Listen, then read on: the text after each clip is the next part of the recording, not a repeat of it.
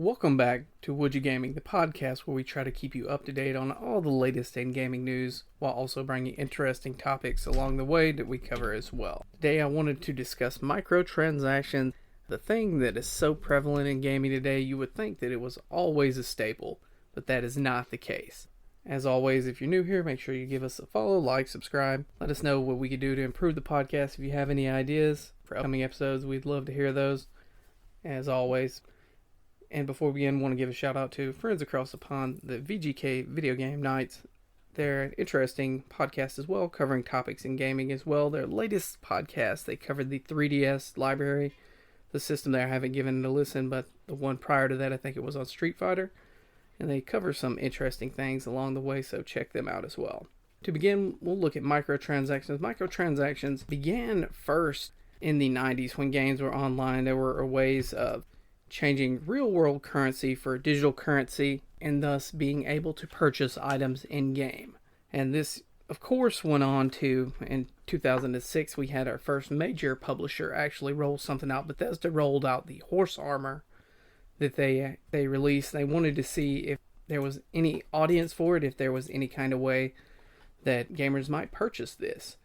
And it was $2.50, and it was largely received as negative by the community, but despite that, like I said, it became the 9th best-selling DLC in Oblivion. Oblivion had a little bit of DLC.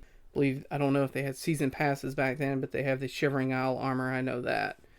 We didn't see a whole lot of microtransactions until years later when Overwatch came out and the business model of loot boxes became so prevalent. It did so well and it brought such visibility to it that by the year of 2017, the industry was all on board. We had our EAs and Activisions selling us stuff left and right that we may or may not need. Now, I'm not all against microtransactions. I understand it. If you're a developer who has something free to play, with mobile titles in particular, they have to have a way to pay and keep those servers online, so they need to generate some sort of revenue there. In order to do that, they sell in-game items, boost for EXP, boost for items. In Clash of Clans, you can buy gems and the like to upgrade your town hall at a faster rate or speed up the upgrade rate of your town hall, because I think they use like real in-game time there. So you'll upgrade a town hall and it'll take a full day, but you can spin the gems, which are very rare to find in-game, but you can purchase them outright for real money. So that will speed up the process for you. I'm not against that. I understand that there has to be some kind of business model and revenue coming in. What I'm against is the games such as Assassin's Creed Valhalla, or what was the one prior to that? I haven't played one of those games in a while, but I think it was Origins.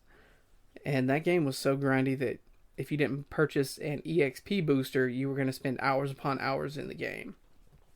I am of the mindset that if you're going to just make us grind for that, or incentivize purchasing an item, then maybe you're designing your game wrong, or you're just using predatory practices to try to gain more money. At the end of the day, we're paying $60 for these titles a lot of times. You would think that their pockets and shareholders would be satisfied, but no, that's not the case. Gaming, as we move more and more along, has become more and more monetized. They want to squeeze as much out of us as they can with the purchase of DLC. Oftentimes it's just cut content that was part of the game. They're like, you know what, we can make a little bit of money after the fact. And that's not what this episode's about. We're talking more about cosmetic items, the dances, the costumes, and in particular the boosting of characters, weapons, or in-game items to gain an advantage over your opponents through the use of microtransactions. Because I covered Pokemon Unite, and I had looked into it, and I saw a lot of people saying that the game was it could be pay to win if you upgraded your items the right way. There were certain Twitch streamers who actually just spent a little bit of money, and they gained quite an advantage over their opponent just dropping a little bit of money into the game there. Pay to win there, and that is something I'm not a fan of. I think there was a game on PlayStation 4 and PC Planet side that came out, and it was the same way. So you had to purchase, I think it was additional classes and weapons there, and you gained a strategic advantage over your opponent just by paying money in the game when it was a free-to-play game. Like I said, I understand you have to have some sort of revenue income there. Making it pay to win is just, it's not a good look overall, and it doesn't make for a good ecosystem for the player as a whole. And we as gamers, we're used to being squeezed for our money, so we know they're going to try to make every little bit of money they can. What are you going to do until something changes? There's legislation introduced to put a stop to these loot boxes. Looks like we're kind of stuck with them, honestly. Microtransactions can be a positive thing, like I said, if you have a free-to-play game or you're trying to keep something live. Having those transactions oftentimes is the only source of income you have.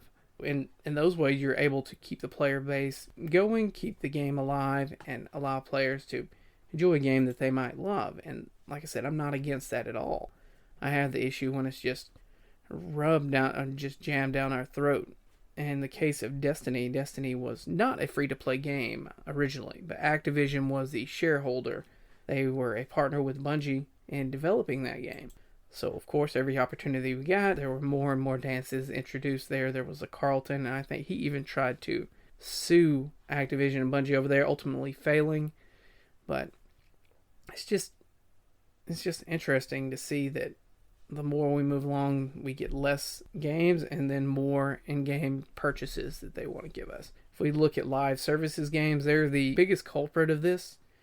Games such as the Marvel Avengers game, if that is still even live at this date, they want you to spend money, boost up, buy those extra skins, buy the cosmetics, and I'm overall just not a fan of that. I can understand purchasing one or two if there's something overly cool that you're like, yeah, that. I just have to have that. I want to have that. I want to be looking cool while I'm destroying everybody. Overall, it's just oversaturation in the marketplace at this time. With games the way they are now, I hope we have some type of change in the coming future to give us something a little bit more substantial, where the developers' hands are not in our pocket and our wallet so much, trying to pull every dime out of there, and we get something a bit more. And looking back, like I said, they originally, when microtransactions came about, it was largely due to Microsoft. Microsoft introduced the Xbox Live with Xbox 360, I think it was the marketplace is what it was at that time. And they introduced it as a way for developers to make more money on new revenue streams for publishers and developers. And they called it a boon for players, and having to only spend $5, $10, or $20 for content bundles. They may or may not have wanted. If they wanted, they purchase in. If not, they could just forego that. Microtransactions are not the best thing. They overly just monetize games and give us something that, at the end of the day, is an inferior product that could be better if the effort was put in. But now, with everything the way it is, it seems they just want to make more money overall. And it's a sad state, because I love games and I love the industry, the medium. It's my medium of choice. I don't watch a whole lot of TV, movies, or anything like that. I listen to plenty of music, of course, but my medium of choice is gaming. So to see it so prevalently overrun with microtransactions is disheartening, to say the least. With loot boxes the way they are and going, they may run into legislation in the future, especially in the EU, but I'm not so sure in the US, where lobbyists just pour hundreds of thousands of dollars into the pockets of the politicians to ensure that they get votes swinging their way. Unless there's some drastic change, or we get some fresh faces in our leadership, or we just stop being so reliant on all these publishers, then we're pretty much stuck with what we have here at this time. I don't know about you, but it's not the way I want it. Here's hoping that we get some change in the future. Microtransactions can be a positive thing, but overall they're just used to line the pockets of shareholders and the publishers more often than the developers. They're not making as much money as the publishers are. Let's not kid ourselves. They're making pennies on the dollar for the publishers' money. Anyways, it's been Chris here. As always, Would You Gaming? Let us know what you think. Like, subscribe. Looking forward to putting more content out.